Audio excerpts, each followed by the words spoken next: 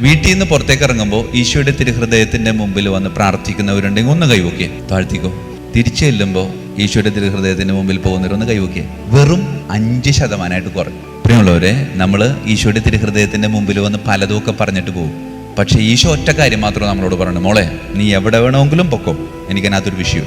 നീ പോകുന്നതിന് മുമ്പേ 3-4 തുള്ളി ചോര വീഴുന്ന ചെറിയൊരു മുറിവുള്ളൊരു ഹൃദയമാണ് ഇത്. നീ കണ്ടിട്ട് പൊക്കോ. പുറത്തു പോയി നിന്റെ പ്രവൃത്തി, ചില വാക്കുകൾ, ചില നോട്ടങ്ങൾ, അത് എൻ്റെ ഈ മുറിവിന് വലിപ്പം കൂട്ടരുത്. പൊക്കോ, തിരിച്ചു വരുമ്പോൾ ഒന്ന് കാണണോട്ടാ എന്ന് പറഞ്ഞുകൊണ്ടാണ് ഇറക്കി വിടുന്നത്. എങ്ങനെ തിരിച്ചു വരുമ്പോൾ കാണാനാണ്? അമ്മാതിരി ഡയലോഗും അമ്മാതിരി പെരുമാറ്റവും നമ്മൾ പുറത്ത് നടത്തിയേക്കണം. അതുകൊണ്ട് ചിലരൊക്കെ അടുക്കളയിൽ കൂടി വരും ഇല്ലേ, ഉമ്മറത്തെ കൂടി പോകാനിച്ചിട്ട് പാടാം. പ്രിയമുള്ളവരെ, ഇത് നമ്മളുടെ ജീവിതത്തെ നമ്മൾ പാലിക്കണം.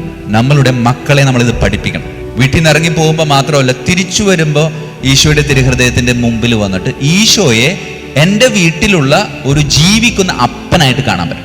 എവിടെ പോകുമ്പോഴും കർത്താവിൻ്റെ അടുത്ത് കർത്താവ് ഞാൻ ഇങ്ങനെ സ്ഥലത്തേക്ക് പോകാണ്ട്, തിരിച്ചു വരുമ്പോഴും എത്തിയേട്ടാ.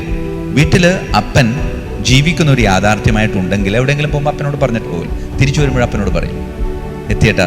ആ ഒരു ഫീല്, ആ ഒരു ബന്ധം നമുക്ക് ഈശോയുടെ തിരുഹൃദയവുമായിട്ട് ഉണ്ടാക്കാനായിട്ട് പരിശ്രമിക്കണമെന്നാണ്. മനുഷ്യ മക്കളെ ഇത്രമാത്രം സ്നേഹിച്ചിട്ടും ഒരൽപ്പം പോലും പ്രതിസ്നേഹം ലഭിക്കാതെ അനേകരിൽ നിന്ന് നിന്ദനം മാത്രം ഏറ്റുവാങ്ങുന്ന വേദനിക്കുന്ന എൻ്റെ ഹൃദയത്തെ കണ്ട